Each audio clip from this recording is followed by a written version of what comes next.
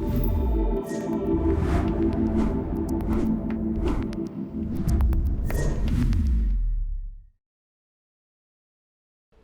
right, welcome everybody.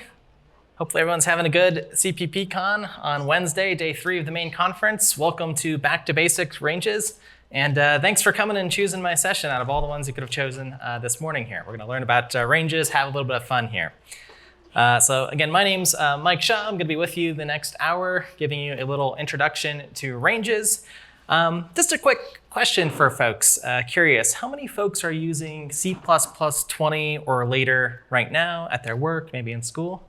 Okay, good number of folks. How many are in C++ 17 or earlier? Okay, so you're thinking about ranges maybe, or hoping you'll get access to them. Awesome, awesome. So we got a good mix of folks here. Okay, so hopefully you read the abstract, and just a note here on my website, give me about an hour after this talk. I'll post all the slides. There'll be a link to the GitHub of any samples, so feel free to play around with any of the code that I'm gonna show. And typically if you Google Mike Shah, computer science or something, you'll find my website, but mshaw.io there. All right, so anyways, we're gonna have a nice gentle introduction to ranges, and I hope for the folks who already are in C++ 20, if you are using ranges, I've tried to pepper in a bunch of resources, interesting things where I learned more stuff about ranges or some of the standard template library stuff otherwise. So again, hopefully you'll get something out of the talk in that way otherwise. A little bit about me. My role here is helping chair the Back to Basics track and the software development track. So hopefully you've been enjoying those the past few years. There's lots of other previous range talks as well. So amongst all of those, hopefully that'll be a way to build up your knowledge for those of you who are able to use ranges in your code. Otherwise, I teach at Yale University. That's my primary job, day-to-day job, and some other things about what I enjoy here otherwise. And of course, you can find me on YouTube. Big guess what the next topic is going to be on YouTube over the next few weeks. Maybe ranges. All right, so you can find more stuff there as if you wish. Okay, so I wanted to start off with something. I was thinking about many years ago when I was in graduate school. This paper came out in 2012 and kind of stuck out in my mind. And again, might be interesting for those of you if you already are a range expert or using them. This paper on algorithmic profiling. And part of the idea of this paper or this tool that they were building was to figure out the big O complexity of an algorithm. Right? We study this, or maybe if you've self-studied a little bit of your algorithms, we learn about how complex an algorithm is. And they did sort of this empirical evaluation. It was a really, really neat tool. But the thing that I took away from it that was interesting at the time, or the insight I had as a grad student was, oh yeah, algorithms are basically just loops. So I should look for loops in my program, and that's where I can identify maybe there's something interesting happening, or a code base that I'm not familiar with. Maybe start with looking at the loops and figuring out where is the computation actually happening. So anyways, that was just kind of an interesting insight that stuck with me, thinking about loops and thinking in general about what computer science is. And this is a really maybe simplification of it, but maybe in some ways comforting that half of our job as computer scientists, programmers, engineers, developers, et cetera, is just to transform data, and maybe the other half is to store it. That's the ultimate simplification, perhaps. But if this is what we're kind of doing in our day-to-day job and thinking about that, then we should make sure we have some good abstractions for doing that transformation and storage of data, which again is kind of the point that we're going to arrive with ranges to help us do that job. So anyways, loops are our fundamental tool. One of the fundamental tools is I had this insight into what an algorithm is and maybe where I should pay attention if I'm looking at unfamiliar code or writing my own code. So that was the idea here. So my goal today is going to be to show you or build us up to being really comfortable with just looking at this sort of code. If you've stuck around here in the hallways or heard people talking about the algorithm headers or ranges or these types of things and how we should use them, and you keep seeing this joke about rotate or no raw loops or these types of things, you'll sort of understand why we might want to write our code in this way, where I just have maybe a vector of something, and then I can just call some sort function. And then we'll want to graduate to just having the ranges version, which says, hey, I have this collection here, whether it's a vector, array, string, whatever it is, and I can sort it. in just one call here and then print out the result, okay? And then of course we'll want to start looking at stuff like this that says, okay, that's cool if I can just sort things, but how can I build on top of that? What is the composition, meaning I can call one function after the other? And that's sort of this example at the bottom, which we're going to see and build up to. Okay, so we can compose algorithms and we can use them within loops or maybe just on their own and get rid of the loops in our program, okay, to hopefully make our code maybe more understandable, maintainable. These are sort of our goals with the abstractions we're going to present today. Okay, so iteration. Kind of got to start from the beginning here. Now, I'm well aware everyone probably understands what a for loop is, but again, it's that fundamental building block where our algorithms begin.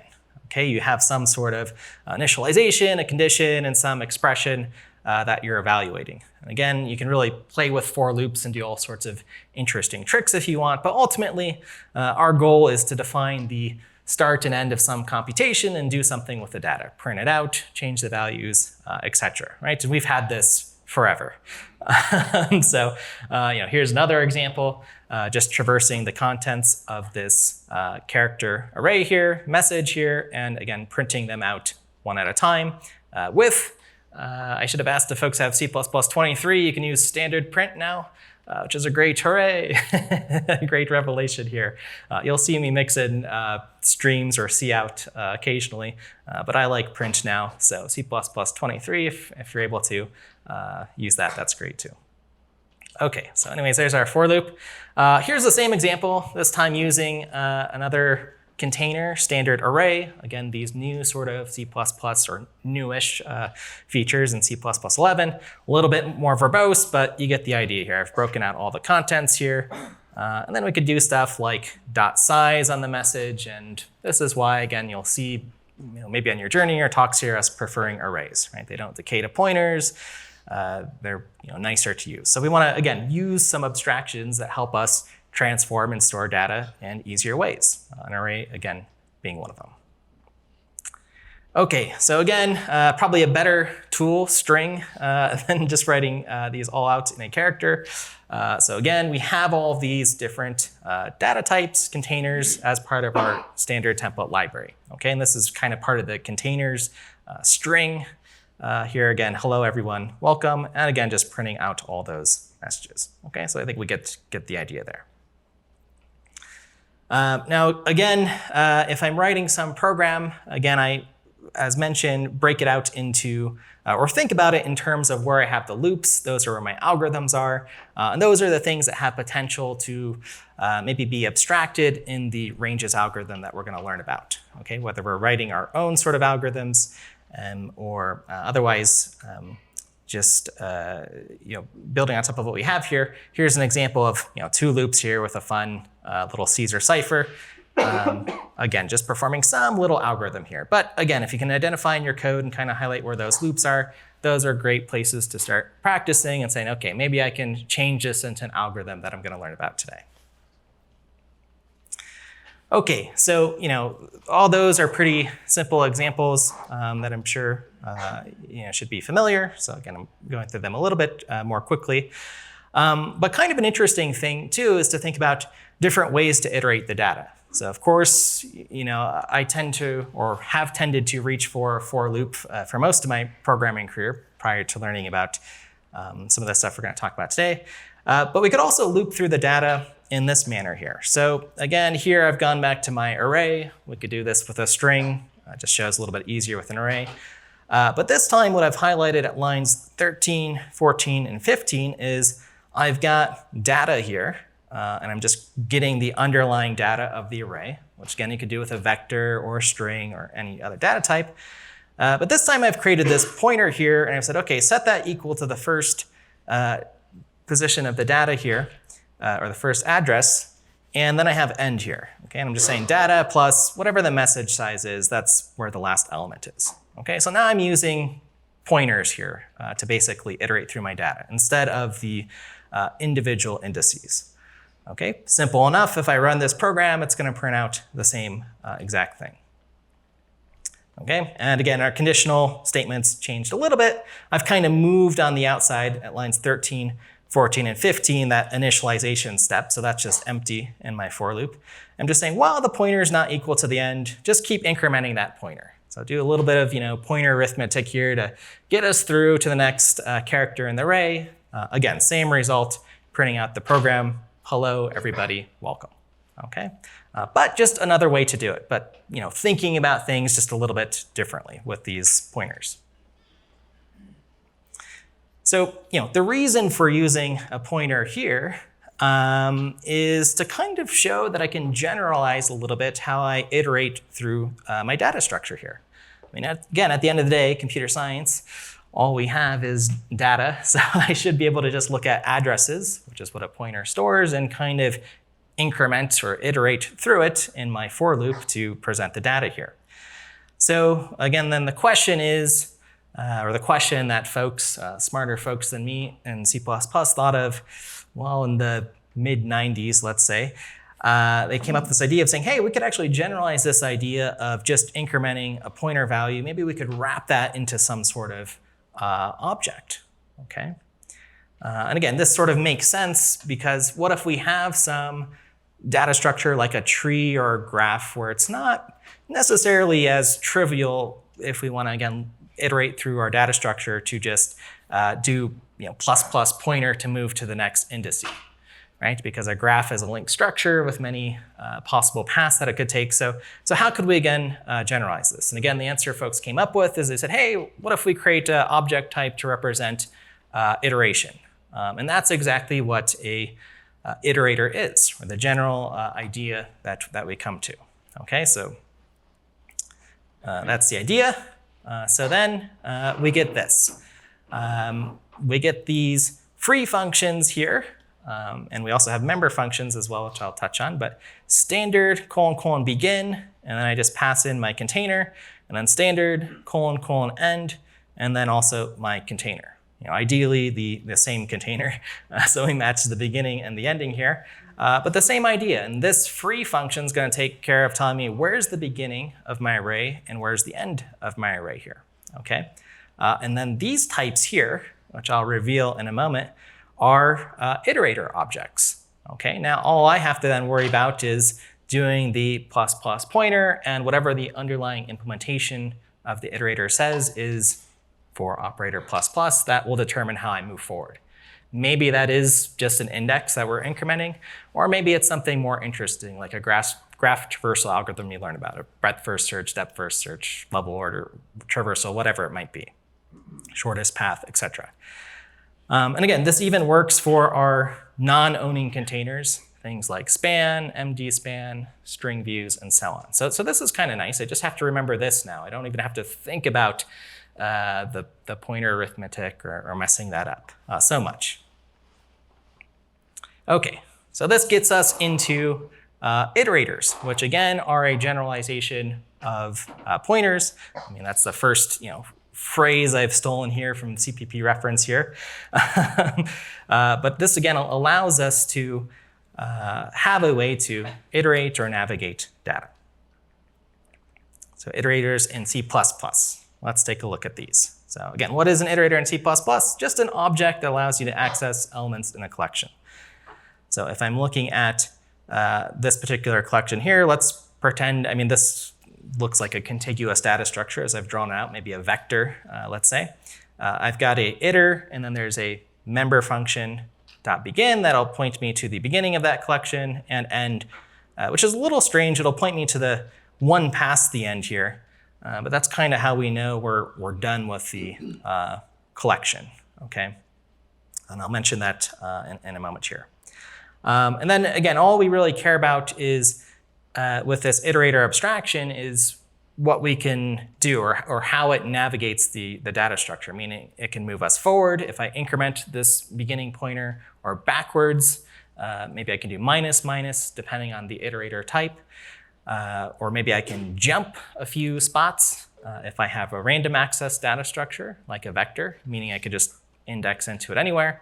But that's the idea, and that power is sort of held or abstracted in the object, whatever this iter type is. again, one of these questions that might come up with iterators is to say, okay, why is it one past the end? Well, my understanding is the decision there was to make it really, really easy to make it handle the empty case. So if you get a begin iter and an end iterator, you can see if they're pointing to basically nothing and have an empty container.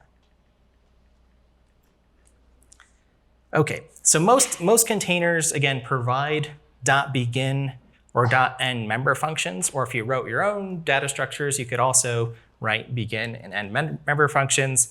And again, the job of those functions is just to return an iterator to the beginning and the end of that particular container. I will make the note, and you'll see me switch these around. For the most part, I should try to be consistent. I like using standard or stud : begin, which is just a free function that will effectively just return if I have a vector vec.begin, whatever that actual implementation is doing. Okay, maybe there'll be more cleverness with some other data structures, but that's the idea.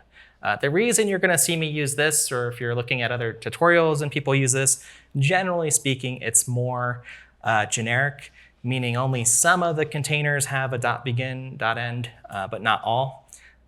So again, but if I use this free function, there is some overload for all the containers that'll do the right thing. Okay, so just a little note on that. Okay, so then as mentioned, iterators can advance the next element in some manner. Again, usually you'll see that with some increment, pre-increment, operator, or maybe a decrement. There's other free functions, things like advance, that you can also use that I'll show in a moment. And again, it really depends on the iterator type for what power we have. Again, just like when you're accessing a list versus a vector, you're aware of how you would traverse a list sort of one element at a time versus a vector where you could jump around. So again, iterators have different categories. Not going to focus as much about that, but there are some videos and resources if you want to see that in action. Okay, so generally speaking, if we want to define where our computation happens, again, that is a pair of iterators with a beginning and ending pair. It doesn't necessarily have to be the beginning of the container, but just wherever one iterator points to representing the start and one iterator points to representing the end. And that pair of iterators we call a range. We've always sort of called that a range. Other languages might have similar terminology, but that's the idea, beginning and end of your computation. Okay, you see these in other languages as well. We'll find out too that a range, a standard range, is subtly different, but the same basic principle here. Okay, so let's see where we left off here. But hopefully we understand this code. Again, just a small code example here where, again, I've got my array with all of the characters painstakingly typed out here. Just to be clear here that we have this message. But now when I have this begin, it points me to the beginning here. So to H, and N points me to one past this exclamation, meaning we've reached the end of our data here. Okay, so now I just keep iterating this pointer each step of the way here. But again, and by pointer, I mean this is an iterator object as we move forward. Now just another nice thing here, just to show how this generalizes, I'm going to flip between these slides a few times. I have my array message, but I can switch this to a vector here. Okay, no other code has changed other than the include and the vector. But again, with this begin and end pair, very nice. I have this ability to just swap out data structures. Okay, so if all of your data structures, again, working with the STL is great, but if you're building your own library someday or want to build your own iterator or ranges, just keep that in mind. Having a common interface gives you this nice power here. Okay, so for whatever reason, I decided a vector is more useful because now I want to expand, I can just do that. And iterators, again, help support this idea of writing generic code. Okay, and again, by generic, if I'm throwing that out, just meaning code that will work with any sort of data structure or algorithm. It's just, the job that it's going to do is very, very simple. So I can use it like a building block, okay, when I'm using generic. Okay, so again, just to show some more examples of working with iterators, I can do things like highlighted on line 15. I can just do +5, and that will move me 5 times because this particular iterator type supports forward iteration and moving. Okay, so I can use +5. I could also use something like advance. There's a member function for that if you prefer. You could use advance from the end here, which I've switched. Okay, my end initially is pointing to the beginning. And of course, I could do this with fewer lines of code. I could have put stud : begin message where end is and just kind of embed it there. That would be fine if that's a little bit more clear. That would probably be a little bit more clear just with the naming here, how you name these things. I could also do -5 here if this truly was the end. So again, you can just use your arithmetic there to move around. Now, of course, we do have to be a little bit careful with this, right? If I'm advancing my iterator, just because I have these in objects doesn't mean I'm immune from segmentation faults and these types of things, right? If I just all of a sudden decide, hey, I want to advance +500 and there's clearly not 500 characters here, right? We're going to get some sort of crash. So we do want to check the bounds here. And again, we can do this by maybe keeping track of the actual end here and try to prevent ourselves from crashing or dereferencing an iterator at line 18. So to again make sure we don't access memory that we don't own. Okay, so you still have to be careful, even though we've wrapped things in an abstraction. And again, there are versions of safe iterators and things that will bounds check and so on. And I just want to put a little note on this example. Again, you're going to see me use auto a lot, but that can always be a double-edged sword in your code base. It's one of those things folks have differing opinions about. And my general opinion on it is, be explicit when you know exactly the type you want. That's good. I usually tend to favor that. For slideware, sometimes auto does sneak in a lot, but I just wanted to show you at line 13, where I'm using auto here for a pointer to begin, this is what the type expands to. So standard : list of characters, that's what I have here. It might not be obvious too, right? In modern C++, got really smart, so at line 10, stud : list, within the template parameters, it can deduce them that this is a character. So again, you might have wanted to be, or I might have wanted to be explicit there, just to match with my iterator.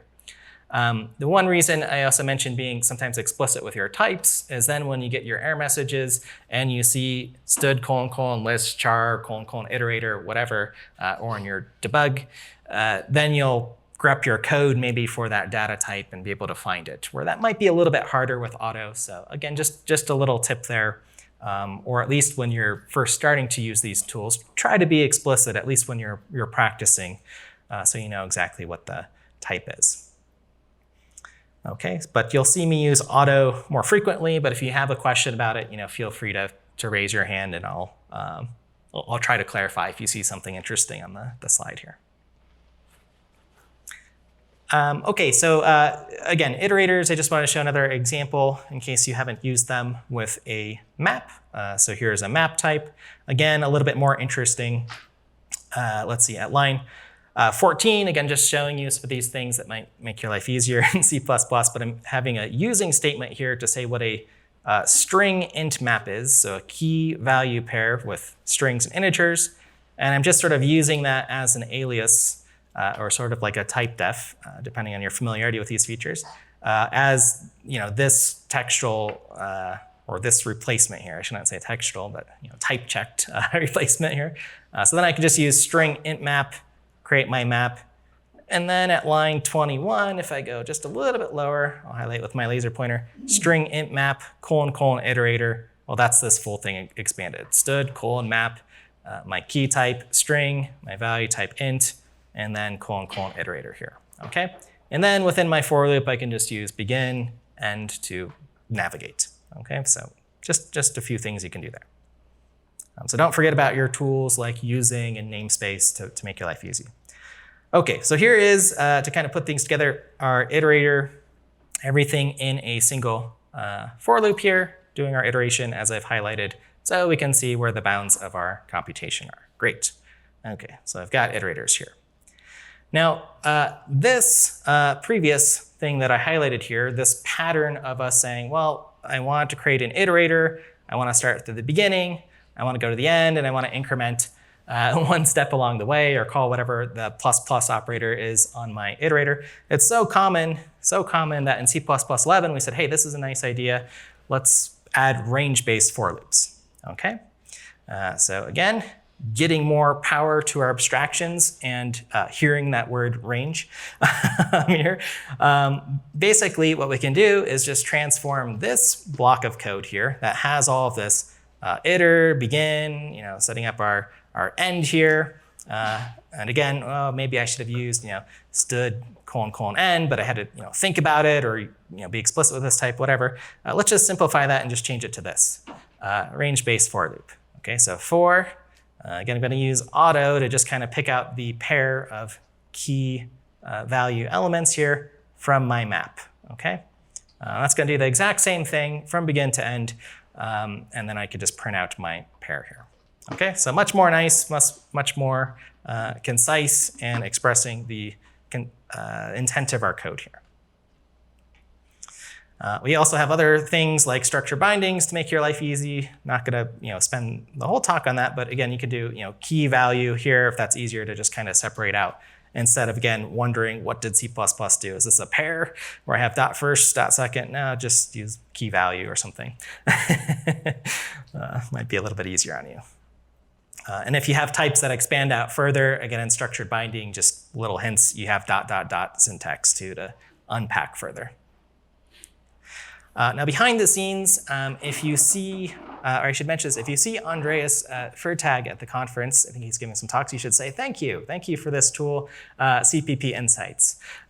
Because whatever abstractions that I'm showing you, or if you say, hey, I don't understand, or what was that auto thing actually expanding to, you can paste into this tool and it'll give you the verbose information, which is actually, I think, useful for learning. There might be a little bit of noise here, but I've tried to highlight out on the left side, this is the code we wrote, a range-based for loop, just looking through our elements and the vector. But eventually you'll see what the compiler actually does is creates a new scope with the curly braces, and it creates these begin-end pairs, just like we learned, okay, for our range. So maybe it'll be .begin if those are member functions, or maybe stood : begin end, whatever the compiler chose was the best option there. And then you'll see a for loop, just a good old regular for loop. And we spent some time on that. You know what that is already. But you can see that's all range-based for loop is, some syntactic sugar. Okay. So sometimes, again, a lot of these abstractions, including with iterators, we just build on top of them to give us new, more powerful tools, but we want to understand the full tool stack here. All right, and then again, you can see the structured binding, what that came out to be a pair, and so on. So anyway, you can thank Andreas for that. All right, so quick recap. I'm 100% certain everyone knows what a for loop is here, but hopefully we saw this sort of interesting development or this build up or how we might think about our computation, and ultimately we got into iterators, okay, which was one of the things we have to get to here. And of course, you can write your own iterators from scratch if you have your own custom data types or building your own library for different things. I see folks do this a lot in the Boost libraries or geometry libraries or whatever type of data that you're iterating through, right? You can write your own iterator and plug them into the STL. Okay, no problem there. Okay, so iterators themselves, just to recap the benefits of what we've learned here, they are one of the classic behavioral design patterns, let's say, from if you've heard this term of the Elements of Reusable Software Design Patterns book, or the Gang of Four book, because there are 4 authors, that basically talk about the benefits of iterators. And it's kind of nice to just mark your computation with begin and end and know where you're starting, where you're ending. And generally speaking, it's easy to modify your code, right? You saw me just swap out a container without changing anything else. So we could get better performance, or maybe that was a debug version of the container or whatever. You can do that easily and not have to worry so much. And from a code gen perspective, because folks always ask about performance, typically if you pop this into Compiler Explorer, example like this, it should generate the same assembly code, right? There might be some noise from importing a different or including a library or something, but the code gen should be equivalent. Now, of course, do your own experiments. You could maybe contrive a good or a bad example, but that's the general idea. And generally speaking, what we now want to talk about is iterators are very powerful for otherwise decoupling what the algorithms actually, or how we're moving through a piece of data from the algorithm that's actually going to execute. Okay, and then all the traversal code and so on is just encapsulated away in our iterators. Okay, so this gets us to our standard template library. Again, there's been a lot of great talks, including at this conference on the Back to Basics track, about what the standard template library gives us. We've already seen a lot of it in the talk. Anywhere where I have stood : of course, probably familiar with, our containers, for example, vector, string, and so on. Iterators, which I've just been using, or begin, end, and so on. But then we have our algorithms, right? And these are our generic building blocks for otherwise replacing loops, okay? And hopefully making our code more maintainable or easier to read or more composable or maybe just interesting and or better in some way. So let's see how these two pieces work together. Our iterators, where we define where our computation is, begin to start, and algorithms, which specifically I'm meaning the standard template library algorithms, or these building blocks that we can use to perform some computation.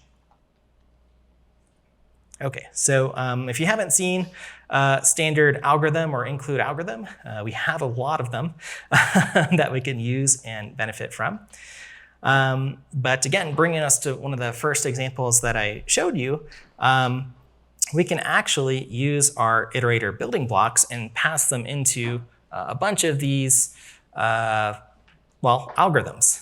So for example, at line 23, you'll see stood : sort, and that algorithm just takes a pair of iterators, v begin, v end, so from the start to the beginning, or excuse me, from the starting to the ending point, right? We want to sort this vector.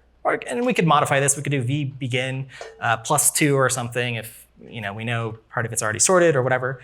So we have a lot of these algorithms already. We have sort, stable sort, partitioning algorithms, and so on, which we'll see which we can use.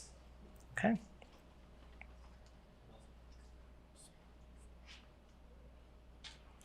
And there's all sorts of cool algorithms. They're defined in algorithm. And again, if you haven't poked into these, you'll also want to poke into numeric. That's the other header that has a bunch of the algorithms defined. So those are the two where the bulk of things are defined.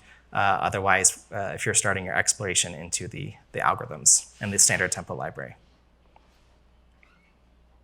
Okay, so I just want to show a few of these in sort of maybe you've written some of these yourself, you've learned about these in class or something or whatever, but we have a bunch of these available. So I'll do kind of a rapid fire and maybe point out something that's interesting. But we have partition. So again, if you want to sort of divide up your data in some sort of interesting way, again, a pair of iterators, and then the test or predicate, which you'll see have as a lambda function that says, hey, partition this collection from v2 from the beginning to the end around, well, whatever this predicate is at line 10. So stuff that's less than 4 will go on one side. Stuff that's greater will go on the other side, greater than or equal to 4.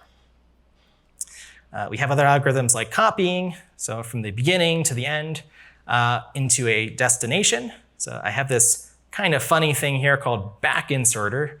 But basically what that's doing is I am saying, hey, copy in my original vector from the beginning to the end, so all of it, into this new data structure. I guess I just called original _ v. Sorry, it's covered up a little bit there. But back inserter is basically a output iterator. That's a special type of iterator. It says, hey, I'm going to write out to this collection, or these are the rules for writing out data as I increment through. But for all intents and purposes, you could probably just think of this as pushback into v here. Okay, or v.pushback. Okay, that's probably what it's doing. And there's front inserter and these other types of things too. There's ways to shuffle your data. Again, if you want to sort of randomize things, you can pass in some random number generator here, or however you want to determine that object. So you can shuffle things around.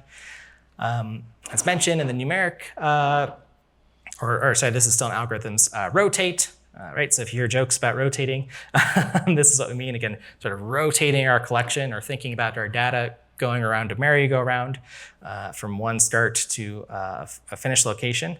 Now, I mean, in this piece of code that I've highlighted, it's a bit noisy, I would say. And this is one of the things that ranges will help us with. But I have this standard : rotate, and then I'm calling this upper bound algorithm here, where I'm saying, okay, go from the beginning to something else here. Okay, so basically this is doing a sort algorithm in a clever way. That's a little bit ugly and maybe not it's maybe not clear. It's a little bit too clever code, so we might want something better than that. But we can compose these standard algorithms in some way. Okay, that's the point of this slide. We can transform our data. So again, from beginning to end. Aha, hey, here's something new: C begin, C end. Well, those are iterators that are const. Okay, so they're not going to change, or I'm not going to like iterate them or reassign them in some way. Okay, so C begin, C end. You will see a few different flavors. Again, they're just objects. We should make sure we match them though. If I have a C begin, a const begin iterator, and a const end iterator, make sure we have those. And there's other variants: R begin for reverse, R end for reverse as well. But back to what transform is doing. It's taking in our range pair of iterators, that back inserter again, and saying, hey, we want to write out somewhere. And this is our lambda function that's taking in our character that we're traversing through this data and converting it to uppercase. Okay, so you should get uppercase Mike, loud Mike text here, all in caps. All right, transform reduce. So again, there are various more algorithms here that you can check out. Product, going into the numeric side for inner product, Cartesian products, and so on. So various flavors of those. Min, max. I mean, you get the idea, right? We're not going to go through all of them. We've had some excellent CppCon talk from 2018 where there's at least 105, I mean, at that time, algorithms. I think now there's 200 plus, especially if you start counting the range ones. So chances are, if you're writing some algorithm, you probably have the building blocks that you can replace in your standard template library. Probably no problem there. Okay, so hundreds and hundreds of these. So.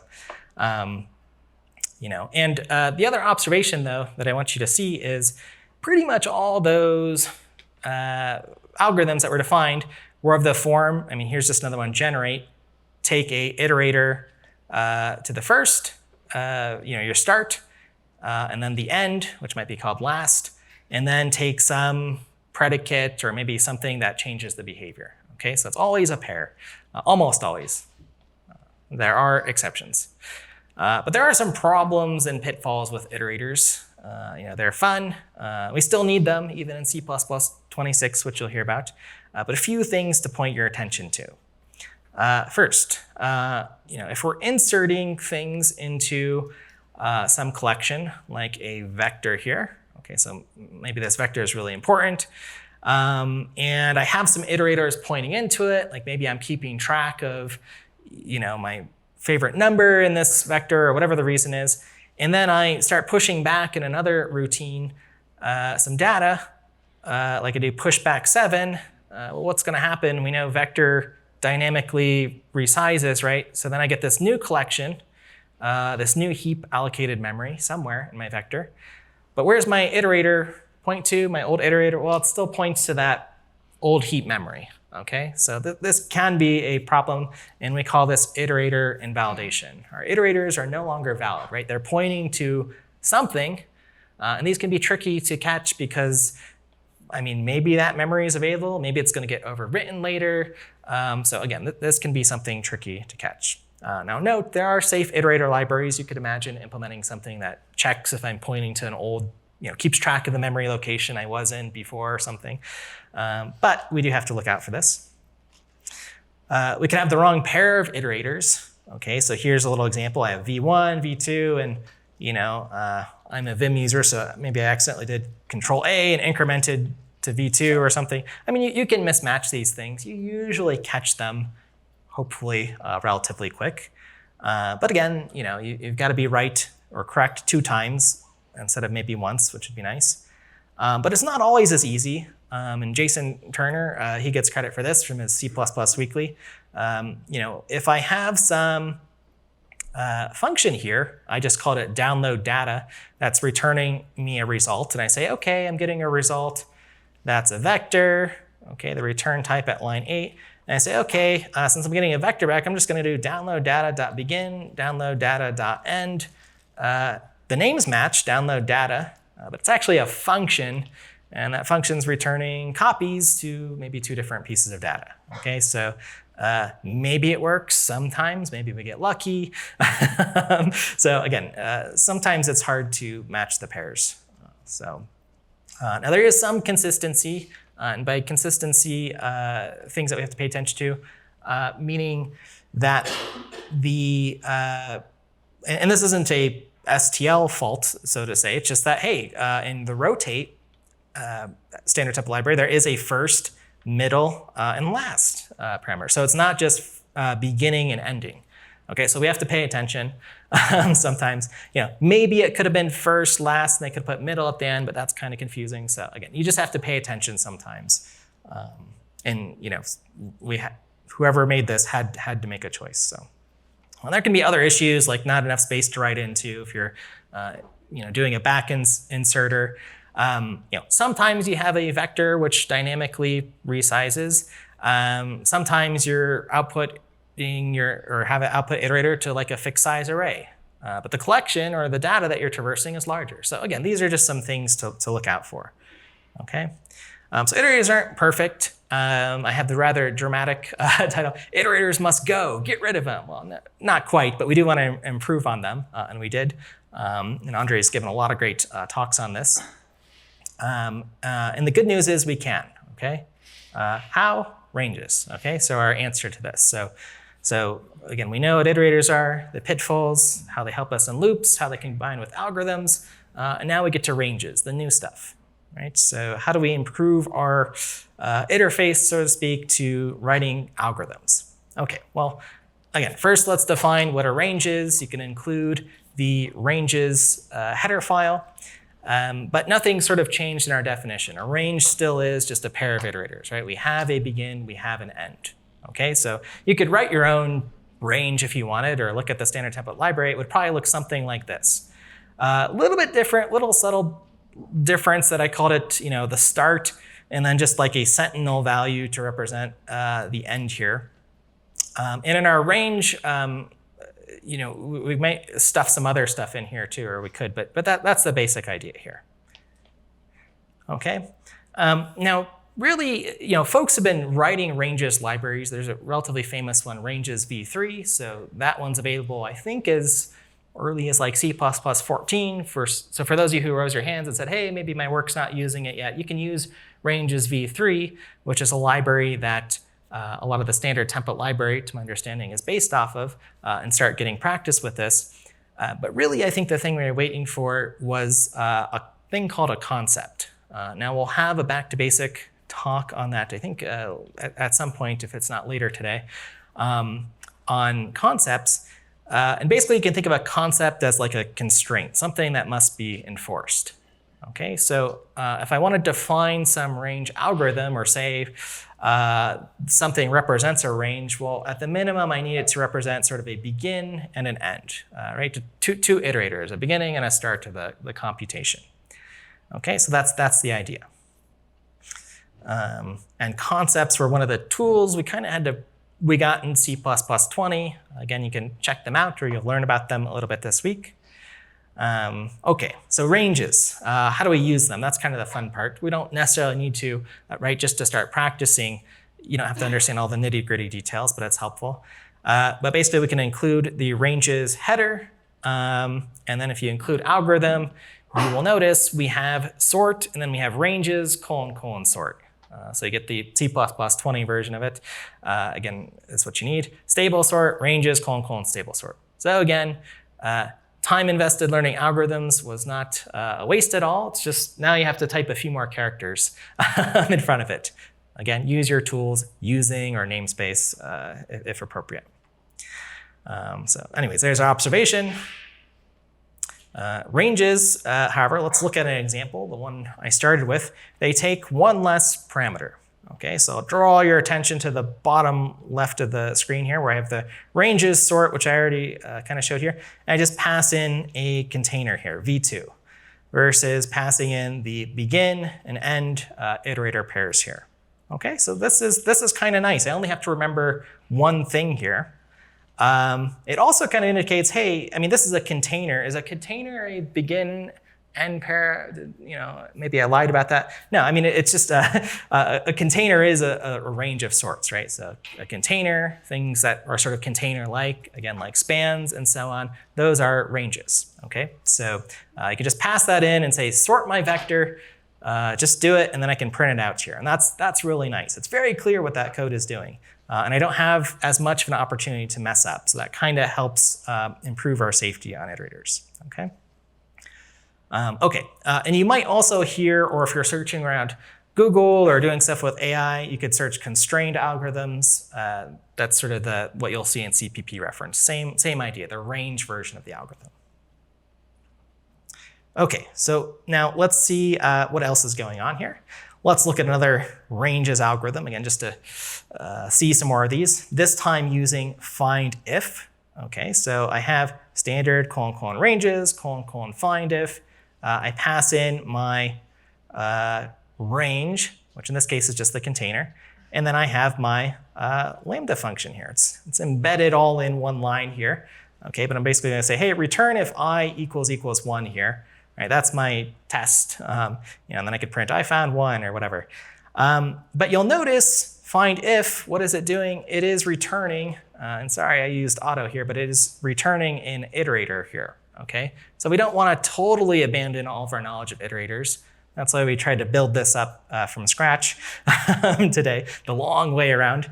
But then we use, okay, we have this iterator that'll point us to, where 1 is, and again, otherwise, if we don't find anything in this container where there's a 1, we can use standard : range, end, and compare against our iterator, okay? So if it's not that, we must have found it somewhere, okay? So hopefully that makes sense. Here's another example just with a different type. Okay, so and the other point of this is to say, hey, we spent that time learning begin and end, standard : begin, standard : end. We have the same thing with ranges begin, ranges end. Okay, so again, all that knowledge is useful. So here is our good old, if you want to write a for loop, or if it makes more sense, or whatever domain you're working in, right? It makes sense to have total control. You can just use the standard ranges : begin. I called it like old or old way, fine way, if whatever makes sense for you, but you can still do this. Okay, so again, not all knowledge was not lost here.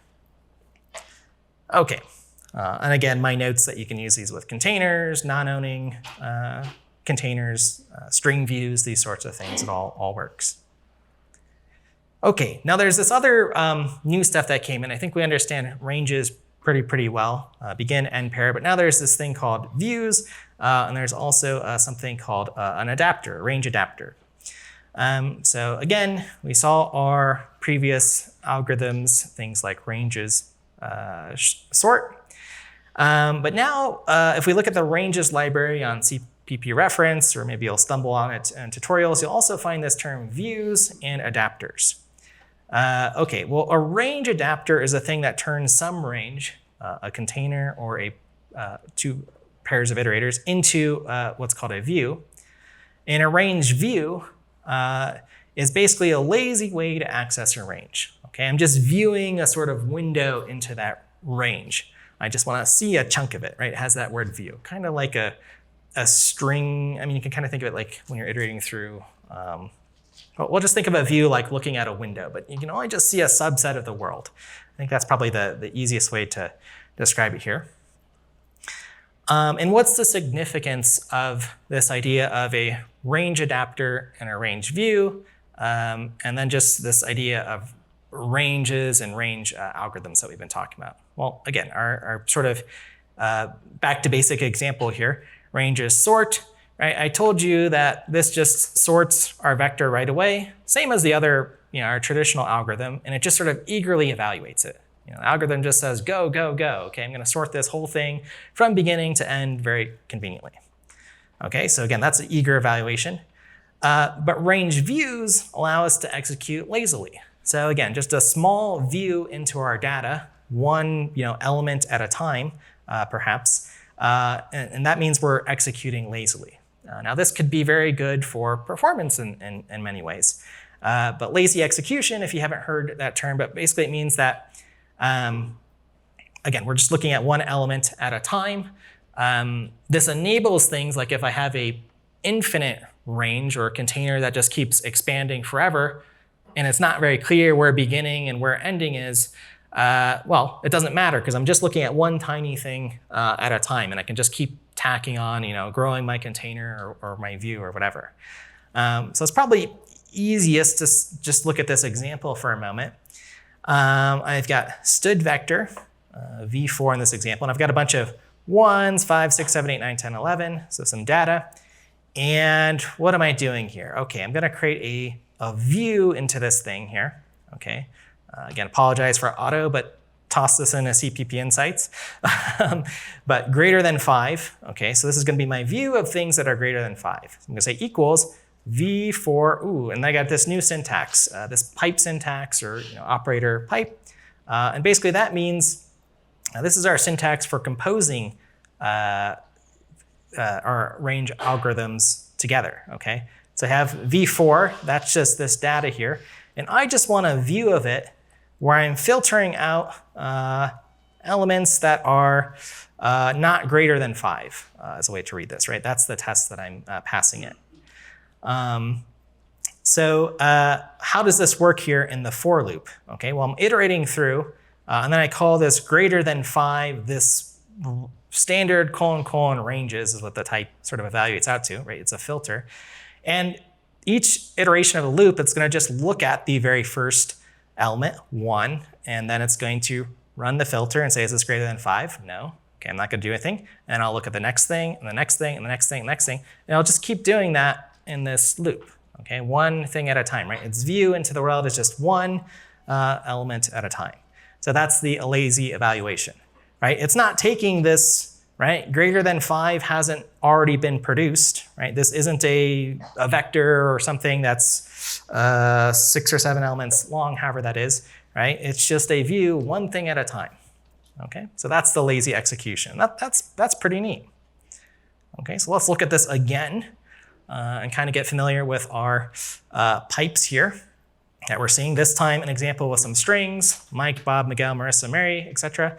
I want to look for strings that begin with M and are greater than 4. Okay, cool, I can actually pipe these together. Okay, maybe you've used other languages, D, Python, JavaScript that have sort of this chaining syntax, right? Where we can just do dot, call this function, dot, call this function, or a builder pattern in C++. Here we can just compose things together with the pipes, okay? So that's cool. I can just do views, give me all the things that start with M, okay, Mike, I'm gonna take a look at that, and then longer than 4, uh-oh, I'm out of there, okay? So now let's look at the next one, Bob, okay, that's in my strings. Filter starts with M, no, Bob does not, out of there. Do I even need to evaluate if Bob's longer than 4 characters? Nope, don't need to do it, right? Because I did that lazy evaluation, so we can get some efficiency out of this, right? So lazy evaluation can be very nice. I mean, if you want as a little exercise, right, try to see if you can figure out how many times this is going to execute or how many times the function is going to be called. The way to sort of prove this is to open up GDB and step through it, right? See what's actually getting called. Okay, so that's the idea that we can now more easily write these lazy algorithms. Yeah, question? Quick question. Is this operation do it in place, or you make a lot of copies of string? So this is, let's see if I go back here, making in general, copy each time, yeah. The idea is if your computation's small, right, as you're doing this window or look into things, you could be making a copy. Now well, we can always avoid copies too. One of the talks I'm going to mention, I'll just mention it here, by Simon Toth talks a little bit about how all the views and ranges algorithms pass things in by universal reference. so that we can kind of decide how to be efficient. That's actually kind of a requirement of making all of this work. So we can still be performant. Now again, the algorithm that it's running is however long that takes, I guess. But we can kind of think of it like constant time, one element at a time. Yep. All right. Now, one other thought you might have is to say, well, OK, I've got this view, which is this temporary thing. What if I want to actually produce, or collect these in a vector, right? And we were able to do that before. We had like back inserter, which was like outputting into some collection. With that, we have sort of the equivalent, which is ranges 2. That's probably the next place I would start here. So in this example here, standard vector collect. OK, so you can see on the left side here, very clear with the type that I want to collect a vector of strings.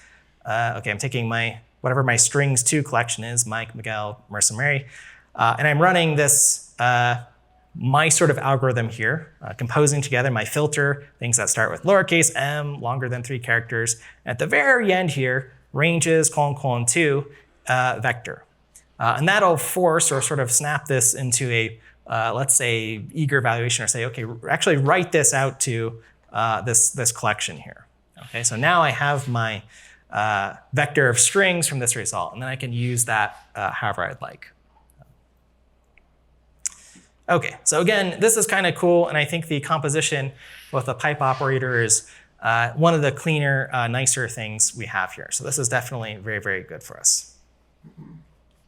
OK, so a few more examples as we're, just to show you, or for self-study, using transform. And you can kind of compare this to the other algorithms one. Sorry, that's flickering a little bit there. But hopefully this looks cleaner, and I can pop this into a for loop too, just as I've been doing. Range-based, regular for loop, doesn't really matter. Here's some other stuff. There's all sorts of fun things in the views. This one's drop while. So this will basically give us a starting point into our range. There's other fun ones like chunk by and so on, zips and transforms. So there's some new stuff or neat stuff in there as well. And again, as I mentioned, I think there's over 200, so I don't have time for all of them. But hopefully you kind of get the gist here and one of the main takeaways here. OK, so I've got 2 minutes, so just kind of wrapping us up here. Roughly in the order I would watch if you wanted to watch some more talks on this to just get more examples or practice or other perspectives. Here's a pretty good list, and I tried to list them in order of how I would follow them if you were starting from scratch. So, decide where you're at after watching this one. Maybe you're in the middle somewhere or want to know a little bit more about something, but each of those will go a little bit deeper into some other topics. I think the last one's also interesting, comparing different languages, C++, D, Rust, how they do iterators and ranges. So we could really think about or learn from these as well. So in summary, if you're able to, I say prefer ranges, over the old style algorithms, or if you can transfer or transform rather your loops in your code into something of this style, it tends to be more readable, more maintainable. With the ranges API, we're using concepts, which again is its own talk, but typically this is going to also give you better error messaging into why something didn't work, right? You can directly see which concept or which constraint was or wasn't met.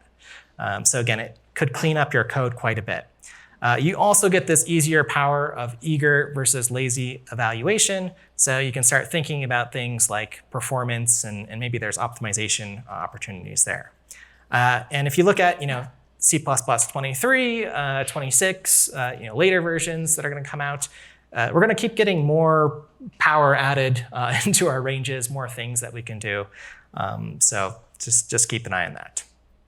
Some additional notes, again, just you saw me using lambdas everywhere because compilers tend to like those. Debugging views, just a few notes on that. Using GDB, thinking about what calls are being made, or if you have a really large algorithm that's sort of composed, you can try to take comment out each step of that pipeline one by one to see what's going on. So that's the issue here. Ranges aren't perfect. You can still run into issues of, say, iterator invalidation and some of these that I covered, but it's harder, right? They try to make it harder to do that sort of stuff and easier for you to write better and more performant code. So with that, I'll hang around for questions now or later. And thanks for your time this morning.